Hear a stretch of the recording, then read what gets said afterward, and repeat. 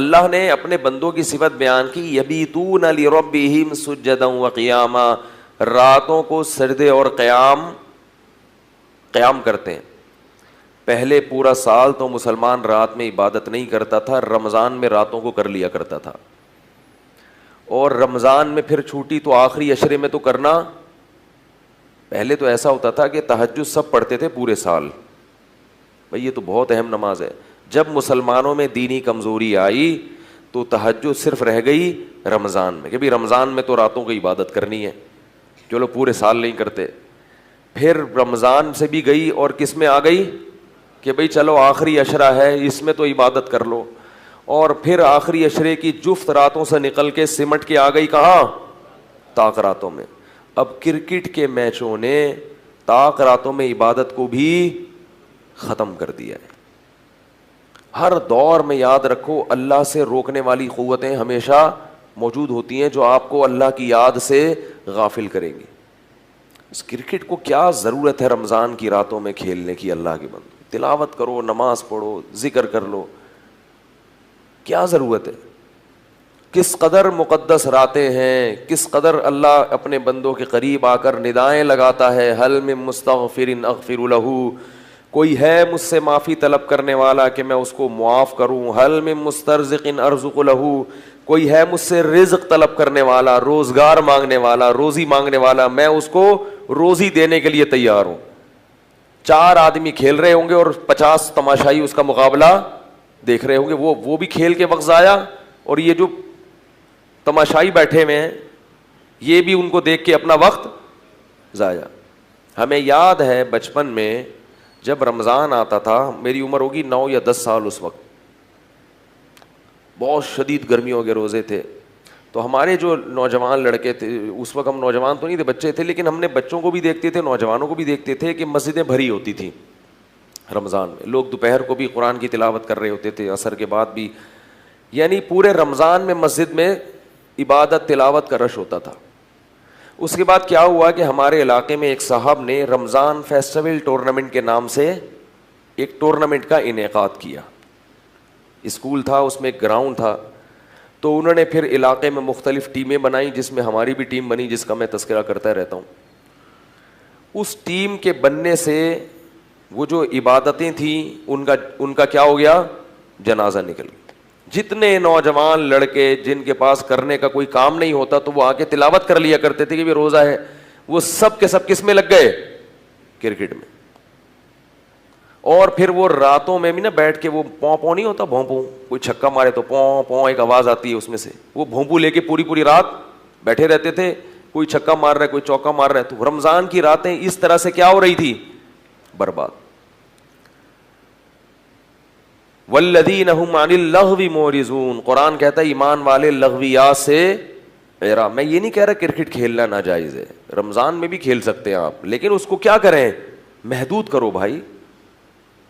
اس طرح, اور جو کھیل رہا ہے وہ کھیل کر دوسروں کی توجہ بھی اپنی طرف مرکوز کر رہا ہے, وہ ان کو بھی اللہ کی یاد سے غافل کر رہا ہے. یاد رکھو یہ زندگی رکنے والی نہیں ہے, یہ پاس ہونے والی ہے. اس کو کھیل کود میں ضائع کرو یا مفید کاموں میں. لوگ کہتے ہیں نا ٹائم پاس نہیں ہو رہا تو ہم یہ کام کر رہے ہیں. دیکھو اگر ٹائم پاس نہ ہوتا تو قبرستان آباد نہ ہوتے. یہ مردوں کے ٹائم پاس ہوئے تھے تو جا کے قبروں میں پہنچے ہیں نا. اگر ٹائم جو ہے پاس نہ ہو اور وہیں رک جائے, بریک لگ جائے ٹائم کو, تو پھر کوئی مرے گا, پھر تو سب اسی حالت میں آ جائیں گے, جیسے ہیں ہمیشہ ویسے ہی رہیں گے. ٹائم پاس ہوتا ہے اور قبرستان آباد ہوتے ہیں. پاس ہوتا ہے تو جو بچے تھے جوان ہو جاتے ہیں, جوان بوڑھے ہو جاتے ہیں, اور بوڑھے قبروں میں پہنچ جاتے ہیں. تو ٹائم پاس ہو رہا ہے. تو ٹائم پاس تو ہوگا چاہے آپ فلمیں دیکھیں, چاہے ڈرامے دیکھیں, چاہے نہیں دیکھیں. فرق صرف اتنا ہے کہ کس چیز میں پاس ہو رہا ہے. وہ 3 قسم کا وقت جو پاس ہوتا ہے نا, وہ 3 قسم کی ایکٹیویٹیز میں ہوتا ہے.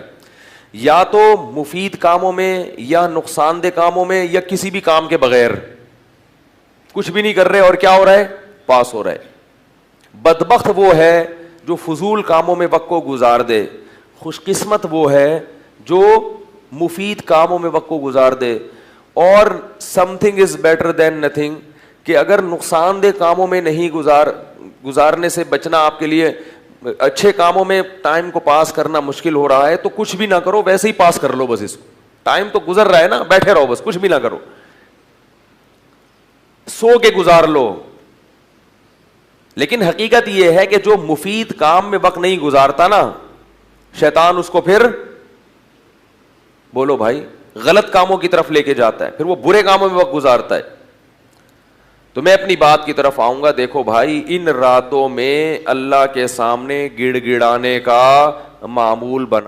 عبدالصمد صاحب کا سوال ہے حضور اٹک سے، کیا کرکٹ میچ دیکھنا جائز ہے جبکہ فرائض میں کوتاہی نہ برتی جائے اور نظر کی حفاظت کا بھی خاص خیال رکھا جائے؟ دیکھیں قرآن مجید میں اللہ تعالیٰ کا ارشاد ہے والذین هم عن اللغو معرضون، کہ ایمان والوں کی علامت ہے کہ وہ لغویات سے اعراض کرتے ہیں. لغو کہتے ہیں ایسا کام جس کا نہ دین کا کوئی فائدہ ہو نہ آخرت کا کوئی فائدہ، یعنی دنیا کا بھی فائدہ نہ ہو دین کا بھی فائدہ نہ ہو.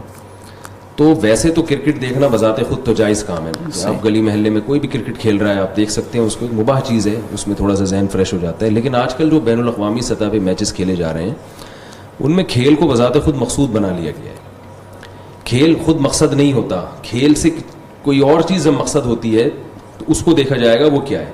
مثال کے طور پر ہم جب کھیلتے ہیں تو ہمارا ذہن فریش ہوتا ہے اور وہ ذہن پھر مفید کاموں میں خرچ ہوتا ہے، مفید کاموں میں، قوم کی ترقی کے کاموں میں یا تعلیم میں یا دین میں، عبادت میں، کسی بھی مفید کام میں جس کا دنیا اور آخرت میں فائدہ ہو.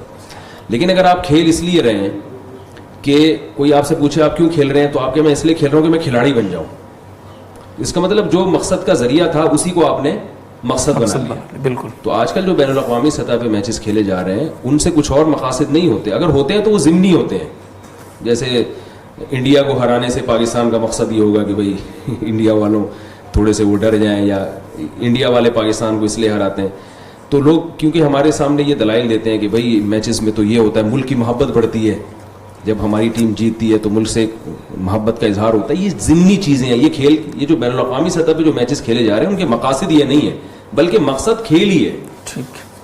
تو ضمنی فائدے تو ہر چیز میں ہوتے ہیں نا. کوئی بھی آپ لغو کام کریں گے کچھ نہ کچھ فائدہ تو اس میں ہوگا. تو یہ دیکھا جاتا ہے معتد بھی فائدہ، اس سے کیا ہو رہا ہے. معتد بھی فائدہ نہیں ہو رہا بلکہ معتد بھی ایک تھوڑی سی گاڑی اردو ہے. معتد بھی کا مطلب یہ ہوتا ہے کہ زیادہ یعنی ایک بڑا فائدہ. تو بڑا فائدہ کچھ نہیں ہے، بڑے نقصانات بہت زیادہ ہیں. ایک بڑا نقصان تو یہ کہ آئین اسی کو مقصد بنایا جاتا ہے اور اس کے جو ضمنی نقصانات ہیں وہ بہت زیادہ ہیں. تو اس لیے میں یہ نہیں کہہ رہا کہ حرام ہونے کا فتویٰ نہیں دے رہا، وہ تو بڑے حضرات ہی بتا سکتے ہیں، لیکن اس سے اجتناب کرنا چاہیے. کم سے کم دیندار لوگوں پر، دین سے جڑے ہوئے لوگوں پر، علماء صلحاء پر یہ بالکل بھی سوٹ نہیں کرتا کہ وہ کرکٹ کے میچز دیکھیں. ان کو تو چاہیے کہ لوگوں کو تبلیغ کریں کہ بھئی ان لغویات سے اپنے آپ کو بچاؤ. ہاں گلی محلے میں جیسے چھوٹے پیمانے پر کوئی کھیل رہا ہے انٹرٹینمنٹ کے لیے، اس کے بعد بھول جاتے ہیں کون جیتا کون ہارا. یہاں تو کئی دنوں تک بحثیں چلتی ہیں، پھر ان کو لا کے ان سے انٹرویو لیے جاتے ہیں جیسے کوئی پتہ نہیں جنگ لڑکے آئے ہیں میدان جنگ میں، جیسے کوئی آرمی کے فوجی آفیسرز ہیں جنہوں نے جو ہے وہ کارگل کی طرح قربانیاں دی ہیں انہوں نے. تو اس طرح کا پروٹوکول دیا جاتا ہے. بلکہ آج کل ان آفیسرز کو اتنی، جنہوں نے قربانیاں دی ہوتی ہیں نا، ان کو اتنا عزت نہیں دی جا رہی جتنی ایک چھکے چوکے مارنے والوں کو دی جا رہی ہے عزت. تو یہ کھیل کو آپ نے حد سے زیادہ بڑھا لیا. تو شریعت کے مزاج کے بہرحال یہ چیز 100% خلاف ہے. اور یہ علماء